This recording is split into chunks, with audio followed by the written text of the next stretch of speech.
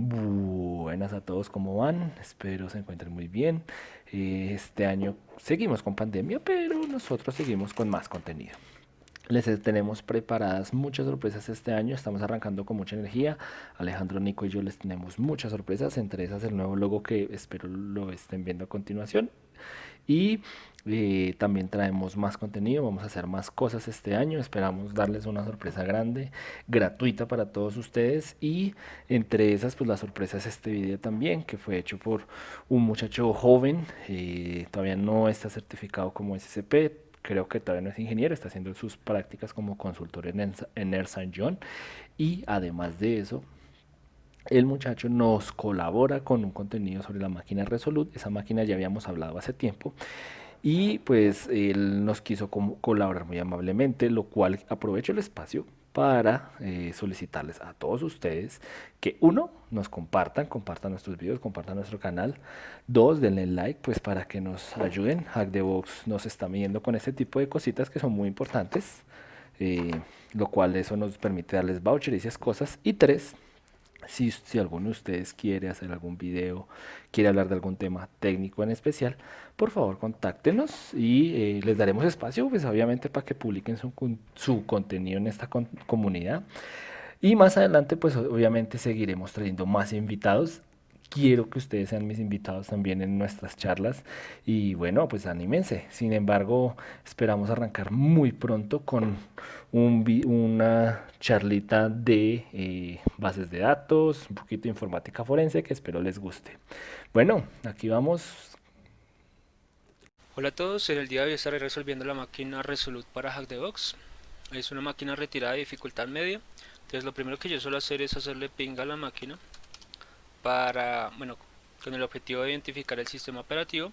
Y esto lo hago de la siguiente forma. Como se mandan trazas de ICMP y estas trazas tienen lo que se llama un time to live o TTL.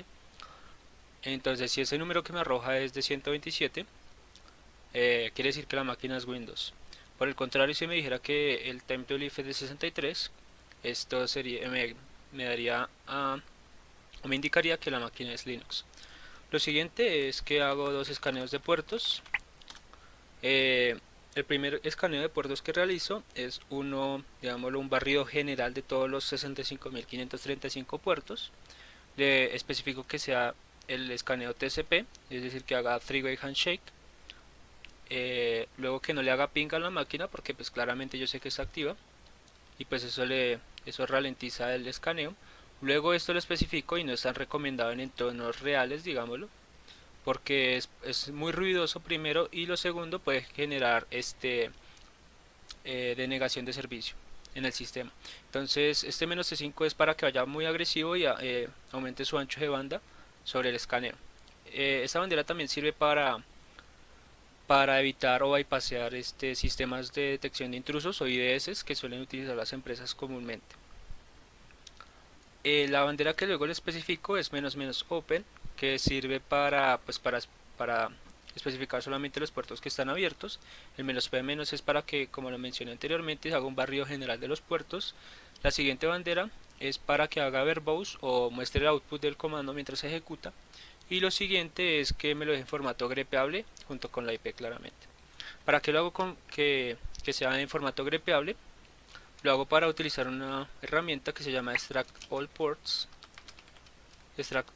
y me sirve para estar programada a nivel de ZSH, que es un lenguaje muy similar a Bash, eh, el cual pues me sirve mucho para varias cosas. La primera es que me va a identificar los puertos que están abiertos de acuerdo a este fichero, y lo segundo es que los va a dejar en el clipboard, y esto me va a servir para ejecutar lo que sería mi siguiente escaneo de puertos, que es, que es uno más específico.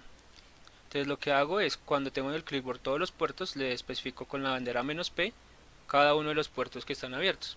Y adicionalmente le paso dos banderas. La primera es "-sv", que sirve para identificar las versiones de estos servicios. Y la siguiente es "-sc", que sirve para identificar algunos scripts que están indexados sobre Nmap y que haga las validaciones sobre las versiones de estos servicios y pues su respectiva, sus respectivas utilidades.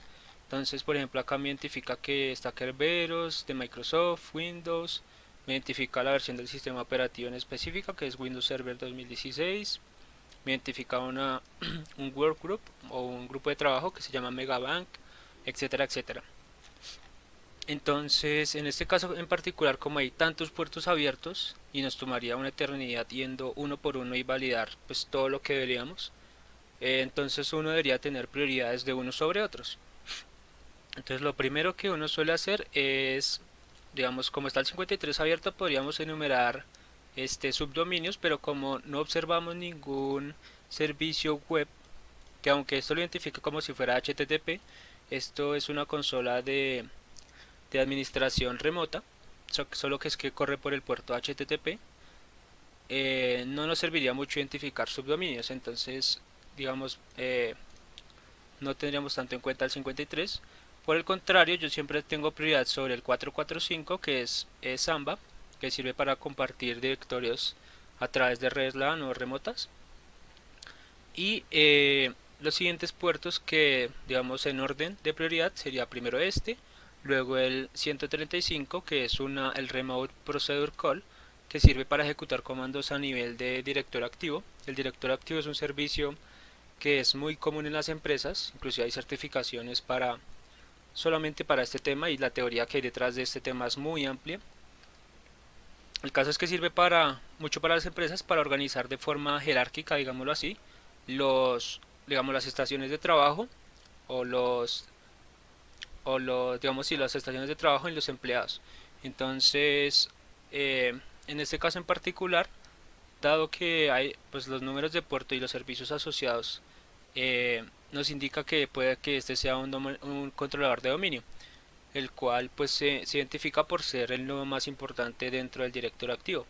Como su nombre lo indica, pues es el que administra todos los nodos o los subnodos dentro de lo que sería como un árbol, si lo quieren ver así. Entonces, otras cosas importantes es que nos identifica el nombre de este controlador de dominio, que es megaban.local, y entre otras cosas pues ya sería definir las prioridades. Entonces lo primero que yo haría es hacer una validación sencilla, y es que listemos los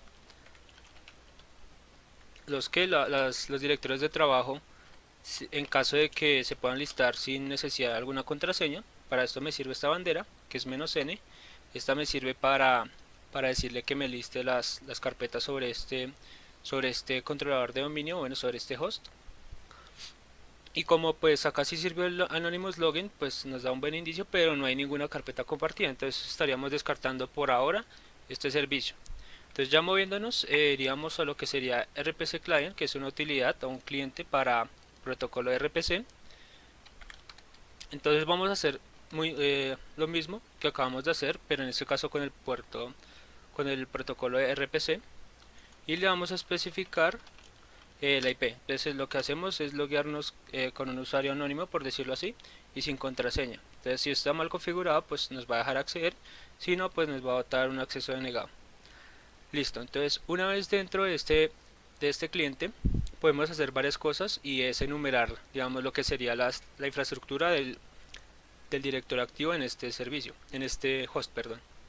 Entonces lo primero que suelo hacer, perdón, es enumerar los usuarios del dominio. Entonces eso se hace con un comando que es enum users. Pues esto me arroja, si pues como en este caso hay permisos, me arroja la lista de usuarios que tengo disponible.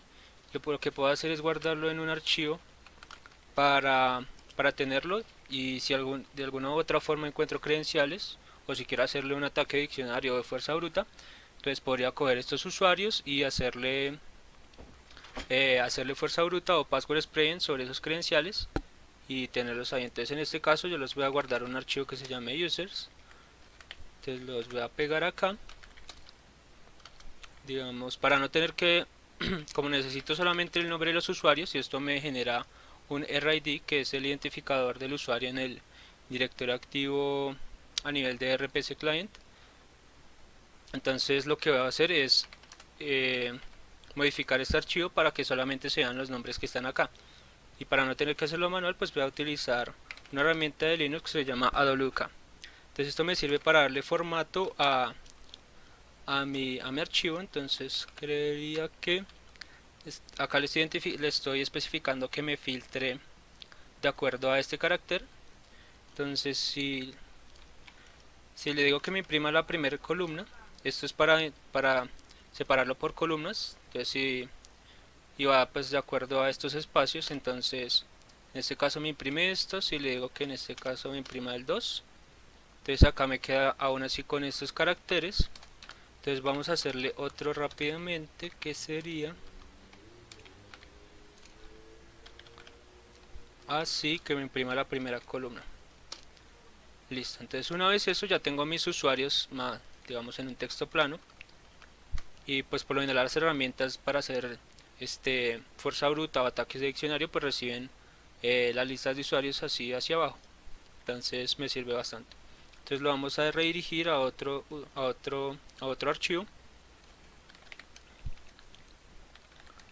Usuarios. Entonces si lo vemos ahí están nuestros usuarios, listo. Entonces volviendo a la utilidad del RPC Client, podríamos enumerar los privilegios, que es con el comando en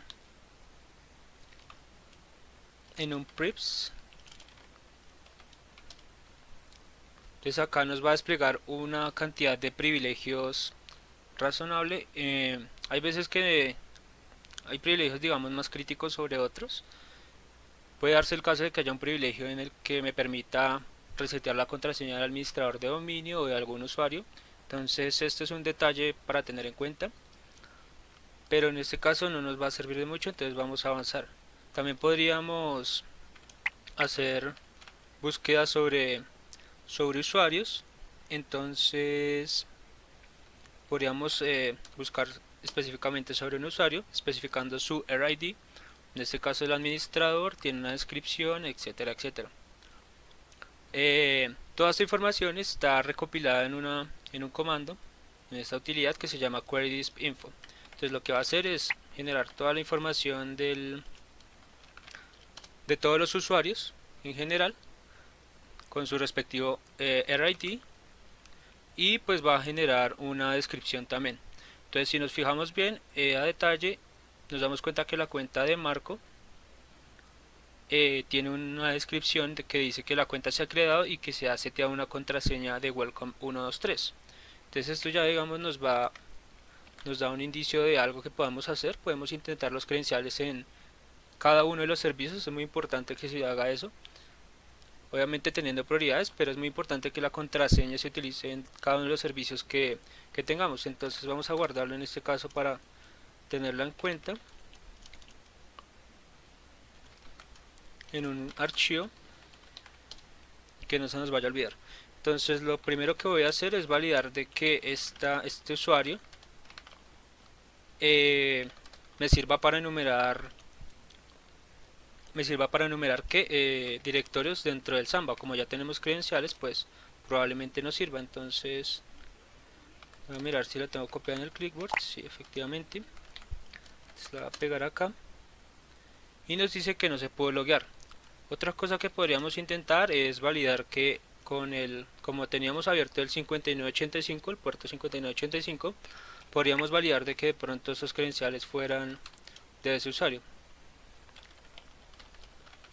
Entonces acá voy a utilizar una herramienta que se llama EvilWinRM, que me da una interfaz o una clip, perdón, una consola corriendo por este puerto. Entonces le voy a decir que es Marco el usuario y le voy a decir que la contraseña es welcome123.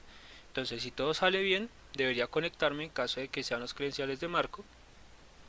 Entonces esperamos un momento y si todo sale bien, puede que nos sirva, y si no, tendríamos que proceder a hacer un ataque que se llama password spraying, que consiste en pasar la contraseña a varios usuarios y pues intentar la contraseña con todos los usuarios que tenemos enumerados. Entonces en este caso, como no sirvió, vamos a proceder a hacer ese ataque. Entonces para eso voy a utilizar una herramienta que se llama crackmapexec, y esa herramienta me sirve mucho para hacer estos ataques de fuerza bruta. Entonces en este caso le voy a especificar el protocolo, perdón, que es SMB.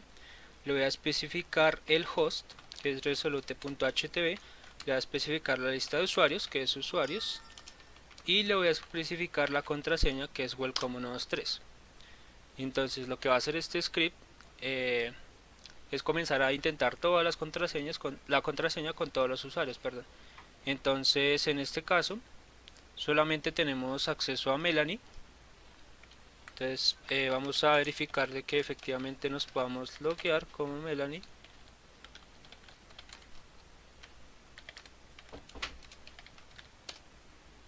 Le vamos a especificar la contraseña, que es welcome123, y efectivamente nos arroja resultados de los directorios compartidos. Ya por experiencia, digamos, uno se da cuenta de que hay directorios que están compartidos por defecto y otros que, pues que digamos son importantes. Como la máquina es tan reciente y digamos hay una validación que uno siempre tendría que hacer sobre este directorio en especial, que es Sysvol, y este otro que es NetLogon. Entonces vamos a primero a verificar que nos podamos conectar y luego sí les voy explicando que para qué nos serviría conectarnos. Entonces en este caso me voy a conectar al de NetLogon, a ver si tenemos acceso con la contraseña. Entonces en este caso tenemos acceso, podemos listar, pero no hay nada. Entonces vamos a probar con el otro rápidamente, que es Sysvol. Lo escribí mal.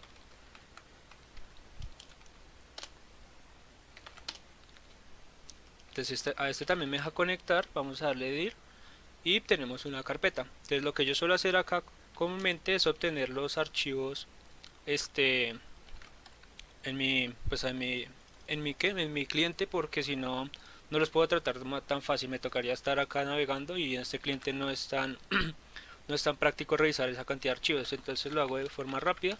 Con esto le voy a especificar que voy a crear acá un directorio para tener todo organizado. Voy a especificar de que quiero que me guarde los archivos en esta carpeta. El recurse on es para que haga de forma recursiva, o sea, vaya a carpeta y subdirectorios de esta y los archivos los obtenga de forma recursiva. Luego le especifico el path local. Luego le digo que desactive el prompt, que eso es para que no me esté preguntando si quiero o no validar que obtenga los archivos. Y luego le digo que obtenga todo. Entonces ahí me va a decir que tengo acceso denegado a algunos, va a obtener otro. Entonces, ¿para qué hago esto? Estas carpetas que les estaba diciendo, se las vuelvo a mostrar acá a la derecha.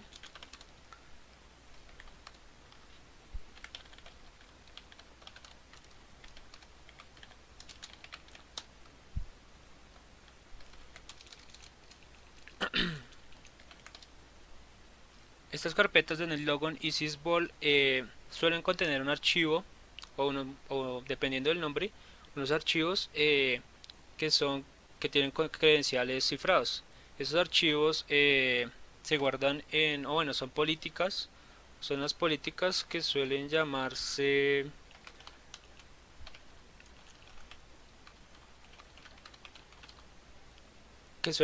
groups.xml o users.xml y, y suelen estar sobre sobre estos directorios. Entonces por eso uno suele buscar. Entonces lo que yo hice fue obtener todos los archivos. En este caso me quedaron sobre la carpeta Samba, me quedan así en ordenados, y lo que yo suelo hacer es hacer una búsqueda de archivos XML. Si no encuentro nada, probablemente no me vaya a servir de mucho. Entonces en este caso no encuentro nada. Voy a hacer un listado recursivo para observar que tiene estos directorios. Pues nos damos cuenta de que es información probablemente que no nos vaya a servir de mucho. Son archivos por defecto o carpetas por defecto que no tienen mucha información. Entonces lo que les quería mostrar es un fichero que se llama groups.xml, que suele contener cifrada información o credenciales de alguno de los usuarios o hashes que están en formato en AES y suelen estar sobre las carpetas Sysvol o NetLogon. Entonces por eso digamos es bueno hacer esta validación, pero en este caso como no se cumple, pues entonces vamos a ignorarlo. Listo, entonces esa es una forma de obtener ya los credenciales. Entonces lo único que nos queda sería validar, hacer un ataque de fuerza. Como no hay ningún directorio así interesante, tendríamos que hacer el password spreading sobre otro protocolo que nos interese. En este caso vamos a hacerlo sobre Windows Remote Management, que si nos llega a dar consola, o sea, si nos llega a botar un visto bueno, pues ya tendríamos consola como el usuario que, que valide. Entonces ahí está validando las contraseñas uno a uno con cada uno de los usuarios.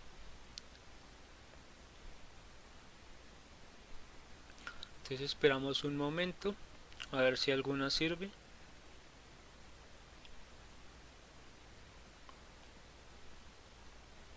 Y en este caso, efectivamente se ha podido loguear como Melanie por el protocolo Windows Remote Management o por el número de protocolo de puerto 5985. Y nos dice que es Pwned.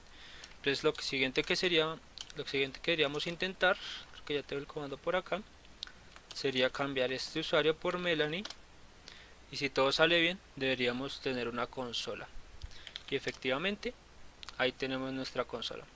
Entonces antes de avanzar y seguir escalando, quería mostrarles otras formas de hacer el proceso de RPC Client en otros dos puertos y con otras utilidades. Entonces la primera que les quiero mostrar es en un For Linux. Creo que es una herramienta bastante común y es muy fácil de usar. Solamente pues tiene muchas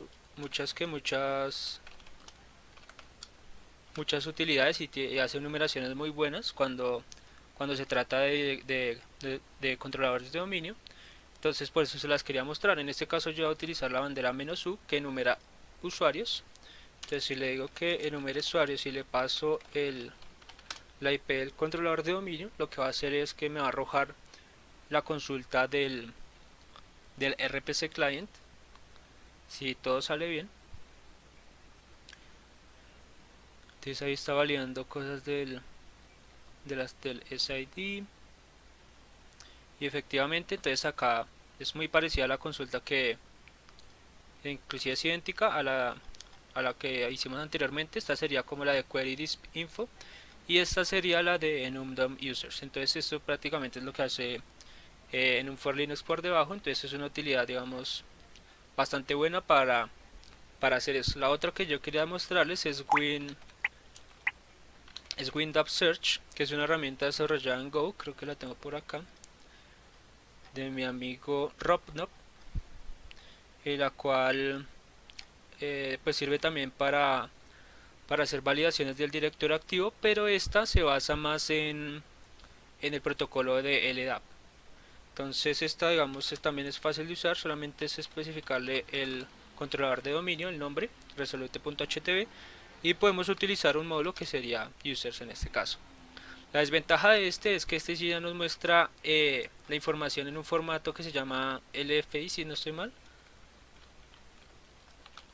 Y pues digamos, es un formato no tan cómodo porque pues genera información, digámoslo, no tan factible o no tan útil, porque pues es demasiada información. Entonces, pero lo que podríamos hacer es filtrarlo por un atributo que es del directorio activo de LDAP, perdón, que es Some Account Name, que es el nombre de cuenta que coincide con el de RPC o prácticamente con el nombre de usuario del sistema. Entonces si lo grepeamos a Some Account Name, en teoría él debería mostrarnos todos los nombres de usuarios. Entonces esta es otra forma de hacerlo. Acá tenemos, ¿cuántos usuarios? Tenemos 25 usuarios. Entonces podríamos también redirigirlos a una que a un archivo, pero primero nos toca hacerle una tratado a ese archivo. Lo voy a separar por espacios con cut y voy a decirle de que me imprima solamente la segunda, perdón. Entonces ahí ya tendría mis usuarios y podría proceder a, bueno, antes de eso, para explicarles cómo tener la contraseña acá, ya se los muestro. Tendríamos esto. Entonces si utilizamos WinDAP Search y le especificamos, pues si le hacemos grep por description,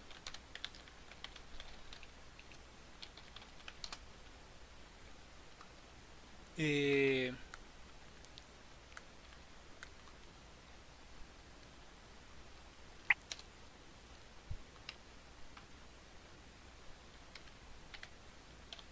Creo que me toca especificarle el tipo de atributo al cual quiero copiarlo.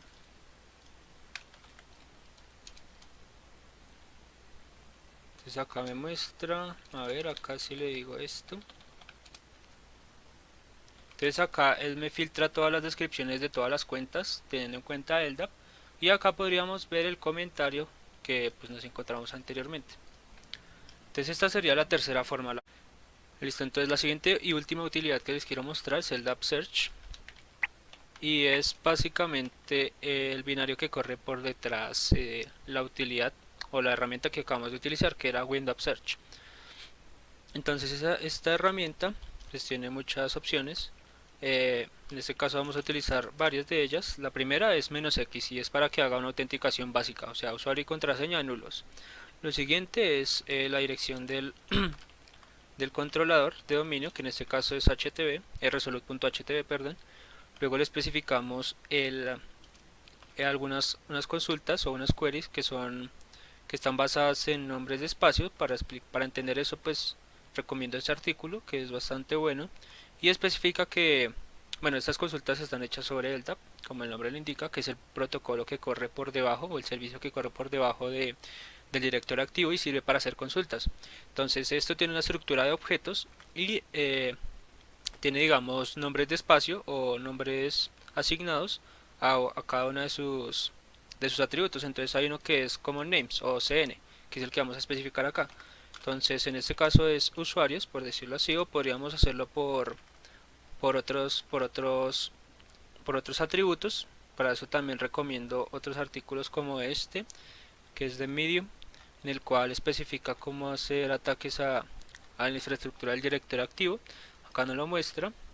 Acá está enumerando, digamos, en un entorno general el directorio activo, y también este de Book Hat-Tricks, que especifica muy bien cómo se utilizan estas consultas de LDAP Search que están acá. Entonces si quiero buscar algo más general, si quiero extraer usuarios, si quiero extraer impresoras, computadores, los administradores de dominio, los usuarios del dominio, los administradores de enterprise, etcétera, etcétera. Entonces en este caso yo le voy a especificar los usuarios en general.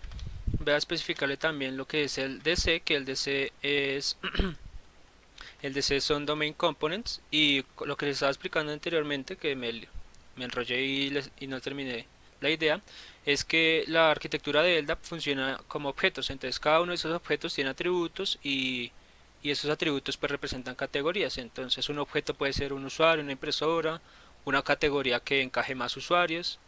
Entonces en este caso le voy a especificar lo que sería el domain component, que son los que están, lo que está más relacionado con el DNS, o el componente que está relacionado con el DNS.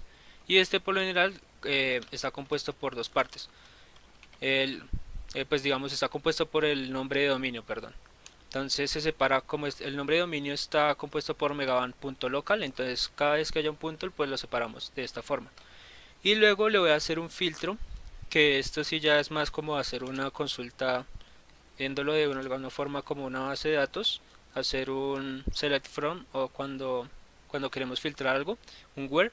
Entonces acá le decimos que el user class, la sintaxis object class, perdón,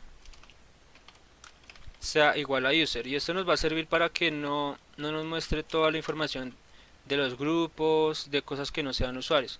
Entonces si lo ejecutamos, acá me va a mostrar mucha información que es parecida a la de la herramienta que utilizamos, todos los usuarios, la contraseña, la fecha en que se cambió la contraseña, etcétera, etcétera. Y lo que nos interesa pues es finalmente la SAM account name, que es la cuenta de usuario. Entonces lo que vamos a hacer es filtrar por esta SAM account name. Entonces acá nos va a mostrar algunos usuarios, y pues procederíamos a hacer lo que sería nuestro ataque de password spraying. Una vez teniendo estos usuarios, podríamos hacer lo mismo que hicimos anteriormente, filtrarlo y que nos imprima solamente los usuarios. Entonces ahí tendríamos, esa sería la última forma de tener usuarios.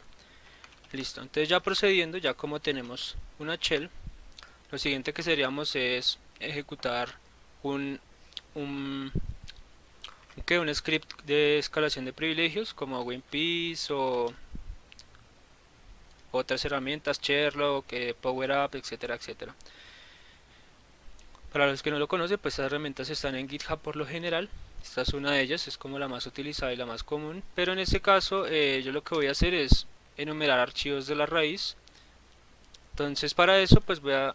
Primero, pues uno suele mirar a ver si hay algún directorio,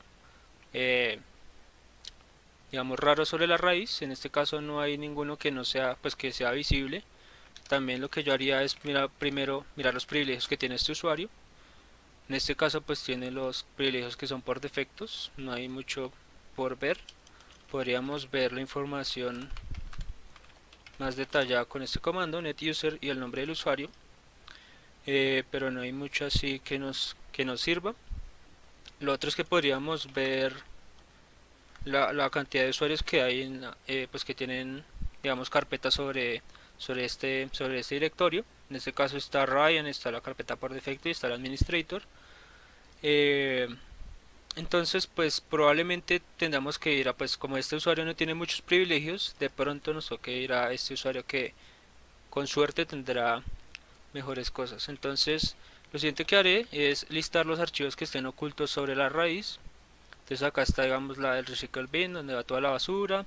Hay otro que es document and settings, hay otro que es ps transcripts, que es interesante porque pues PowerShell transcript probablemente se guarde en un historial de PowerShell de lo que se ejecute. Entonces si vamos allá, transcripts, si tenemos los accesos podemos ir. Entonces al principio pareciera que no hubiera nada, pero pues debemos listar los archivos que estén ocultos. Esta es otra forma de verlos. Una es ls-force, que es la que utilicé acá. La otra es dir-hidden. Esta ls-force solo sirve si tenemos una consola con PowerShell. Entonces hay otra carpeta que tiene esta fecha, parecer es una fecha. Entonces vamos a ir allá. Principalmente no tiene nada que se pueda ver, entonces vamos a hacerlo así. Me falta especificarle la palabra completa.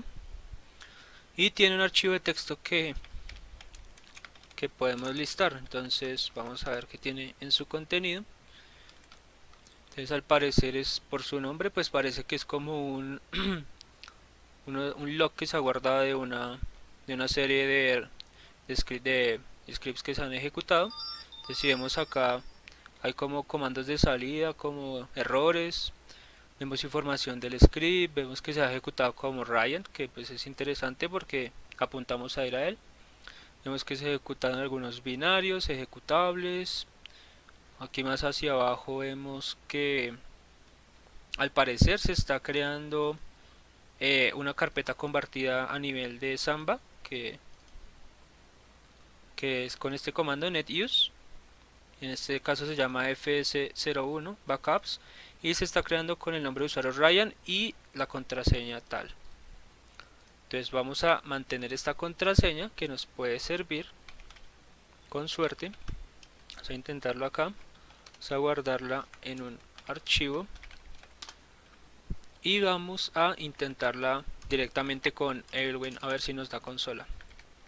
Entonces vamos a especificarle el host, resolete.hb, el usuario Ryan y la contraseña que es esta. Entonces si todo sale bien deberíamos tener shell y efectivamente. Listo, entonces allá tenemos shell con dos usuarios. La de abajo pues es Melanie, no tiene mucho por explorar, no pertenece a ningún grupo interesante, no tiene nada sobre su usuario así que sea relevante. En cambio Ryan, si especificamos los permisos o los privilegios que él tiene, no tiene nada tampoco como Melanie, pero si especificamos los grupos, también podríamos hacerlo con whoamIall para especificar toda la información. Entonces acá está el identificador del sistema, está el nombre de usuario con el hostname y están los grupos a los que pertenece Ryan. Entonces dentro de estos usuarios, entre estos grupos, perdón, Ryan hace parte de los administradores del del servicio de DNS. Eh, y de resto pues no hay mucha información así relevante. Entonces si investigamos un poco sobre cómo funciona, podemos llegar a, a encontrar alguna forma de escalar, si es que se puede hacer algo con este usuario pues perteneciendo a este grupo. Entonces investigando bastante y se encuentra uno con este artículo que hace referencia a la escalación de privilegios de este controlador de este administrador, perdón, al usuario system. Entonces básicamente lo que explica este artículo es que si hacemos parte del grupo de DNS admins, tenemos la facultad de poder inyectar un archivo malicioso, un DLL exactamente, que es como una librería de ejecutables en Windows, en la cual pues podemos inyectar un payload que se conecte a una reverse shell como system. Entonces cuando se reinicie el sistema, este DLL se va a ejecutar y vamos a tener la shell como system si todo sale bien. Entonces, ¿cómo lo hacemos? Lo primero es que tenemos que generar un DLL malicioso. En este caso lo vamos a hacer con msfvenom. Entonces vamos a copiar este comando y lo vamos a hacer de forma rápida. Acá cambiamos la IP, se le especifica la arquitectura, lo de siempre, la arquitectura, el tipo de payload, en este caso es Windows x64 y una reverse shell normal. Entonces el puerto y el DLL, la extensión DLL y el archivo donde va a quedar guardado. Entonces mientras eso corre, lo otro que tenemos que hacer es que tiene que haber alguna forma de comunicación entre la máquina y nosotros. Entonces eso es una técnica común de post-explotación, que es compartiendo o abriendo una carpeta compartida con esta utilidad que es Impacket SMB Server. Está escrita en Python y es muy fácil de utilizar, es la forma más rápida de crear una carpeta compartida con SMB. Entonces en este caso le especifico el nombre de la carpeta y le especifico la carpeta que quiero compartir. En este caso esta es una variable de entorno que hace referencia pues a mi directorio actual. Entonces la comparto y luego verifico de que la pueda ver. Esperen a ver si puedo cambiar esta vista porque se me va a confundir así. Entonces voy a verificar de que la pueda ver. Entonces le especifico el UNCPath, que es el path que hace referencia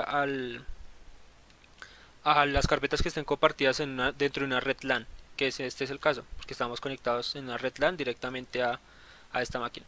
Entonces vamos a hacer una revisión de forma rápida. Entonces vamos a hacer netview y ahí vemos que puede ver nuestra carpeta compartida. Entonces lo siguiente que debemos hacer es inyectar como tal el entonces acá él lo hace de la siguiente forma utilizando el DNS CMD. Entonces en este caso lo vamos a hacer igual en el FQDN. El FQDN es como el nombre completo del dominio junto con el computador y todo, la estación de trabajo, o el DC, que es la utilidad o el objeto del DAP. Entonces en este caso le va a especificar la IP para ir a la fija, que es 169 si mi memoria no me falla, y le vamos a especificar el UNCPath, que es lo que les explicaba anteriormente. Entonces nuestro DLL está allá en la carpeta y ahí ya nos notifica que se ha ejecutado o se ha actualizado la propiedad, que es esta server level plugin DLL del DNS, de forma exitosa. Entonces lo siguiente es pues poner un puerto de escucha claramente. Ahora sí vamos a cambiar esta vista para que se vea así y vamos a poner un puerto de escucha en el 9001, que fue el que especifiqué en el msfvenom. Entonces acá lo siguiente es que vamos a reiniciar el servicio con sc.exe. Entonces acá sí tenemos que especificarle como si fuera un UNCPath el controlador de dominio, el nombre controlador de dominio, que es Resolute, y parar el servicio. Entonces ahí dice que está pendiente el stop y vamos a hacer lo mismo, pero en vez de stop vamos a darle start para que ejecute nuestro DLL. Y si todo sale bien, sale nuestro start pending pero no se descargó. Entonces vamos a hacerlo rápidamente. Vamos a volver a compartir esta carpeta por si hubo algún problema y quedó indisponible. Entonces vamos a volver a cargar nuestro DLL. Vamos a parar el servicio y vamos a iniciarlo. Entonces ahí se descargó nuestro DLL y a la derecha ya tenemos una shell como system. Entonces eso sería todo por la resolución de la máquina Resolute. Espero les haya gustado y espero les sirva bastante.